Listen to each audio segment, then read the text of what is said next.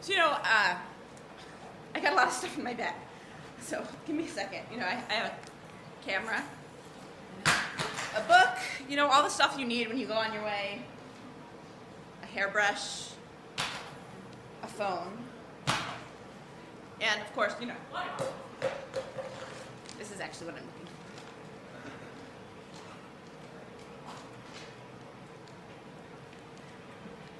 Sticky paper, probably stuck with jelly or something. 3 weeks from tonight, I will again be standing in front of a group of grad students and young professionals.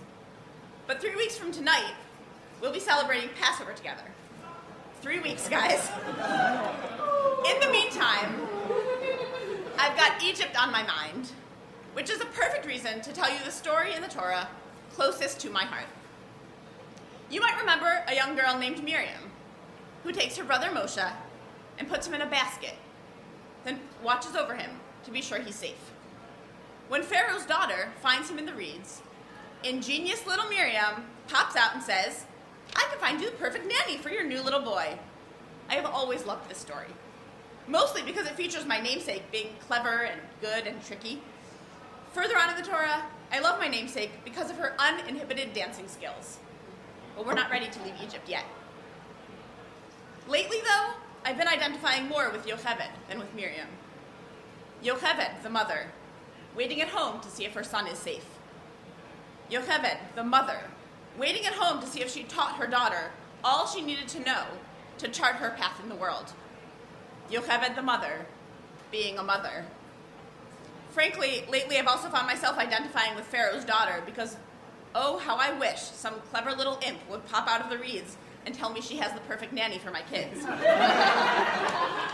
But back to Yocheved, the mother. I find myself on a pretty regular basis answering people's questions about being a mother, a working mother, a sleep-deprived mother, a busy mother, a trying to run the Jewish community while being a mother. I've given a lot of advice on the subject. I've shared some gruesome stories about using a breast pump in public bathrooms, tantrums loud enough to alarm the neighbors, and cleaning up a lot of puke. But I've never before shared this. There's an old story that tells us of a rabbi with a slip of paper in each of his pockets. In one pocket, the paper says, "For my sake, the world was created." In the other pocket, the paper says, "I am but dust and ashes." One pocket to provide humility, one to build you up. Consult whichever is appropriate, as needed.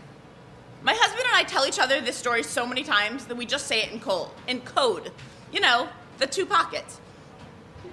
As a mother, I need to rewrite the story.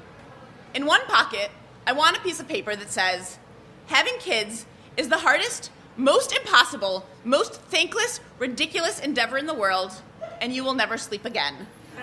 Though I'll admit that I did not know that two of the judges were going to be pregnant people when I wrote that.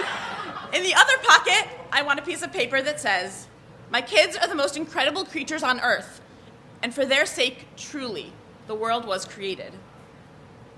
Which of those pockets would Yocheved have consulted as she waited at home on that fateful day for her daughter, Miriam, to report back on the whereabouts of her son, Moshe? Which of those pockets will resonate today with mothers across Philadelphia pushing strollers on imaginary errands just to get out of the house, just trying to get through the day? Which of those pockets will be my truth tomorrow? Egypt, Mitzrayim, is translated as a narrow place. Too many of us, too much of the time, have a narrow place between our best case scenario and our worst. I am always one gigantic mess away from having a great day with my kids turn into a terrible one. As we approach Passover, remember 3 weeks from tonight, let's widen that narrow place. Let's create more options between ultimate glowing success and unmitigated disastrous failure.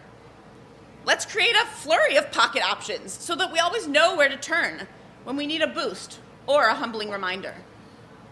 Yocheved, the mother, was in a position of few options, but we don't have to be in that place. We are almost ready to leave Egypt. We're 3 weeks away. Let's find the space between the walls of the Red Sea where we can dance together like my namesake, uninhibited and ready to embark on new adventures. See you on the other side.